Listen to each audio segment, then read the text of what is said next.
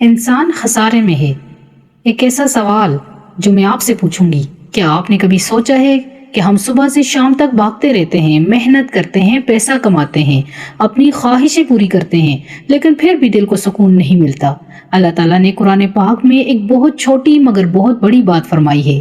سورۃ العصر میں اللہ تعالیٰ فرماتا ہے والعصر ان الانسان لفی خسر، یعنی زمانے کی قسم بے شک انسان خسارے میں ہے۔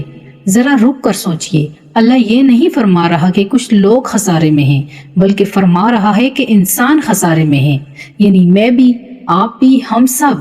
لیکن پھر اللہ تعالیٰ ہمیں مایوس نہیں کرتا، آگے فرماتا ہے الا الذین آمنوا وعملوا الصالحات، یعنی سوائے ان لوگوں کے جو ایمان لائے۔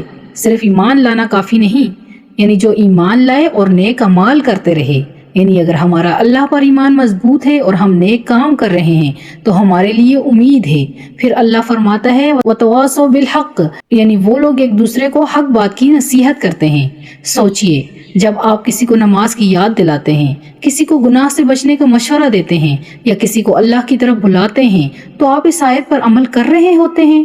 اور پھر اللہ فرماتا ہے وتواصوا بالصبر، یعنی وہ ایک دوسرے کو صبر کی تلقین کرتے ہیں، کیونکہ زندگی میں مشکلات تو آئیں گی، آزمائشیں بھی آئیں گی، لیکن جو اللہ کے لیے صبر کرتا ہے اللہ اسے کبھی ضائع نہیں کرتا۔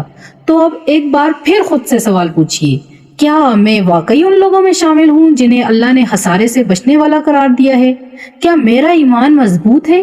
کیا میرے اعمال اچھے ہیں؟ کیا میں حق بات دوسروں تک پہنچاتا ہوں؟ اور کیا میں صبر کرنے والوں میں سے ہوں؟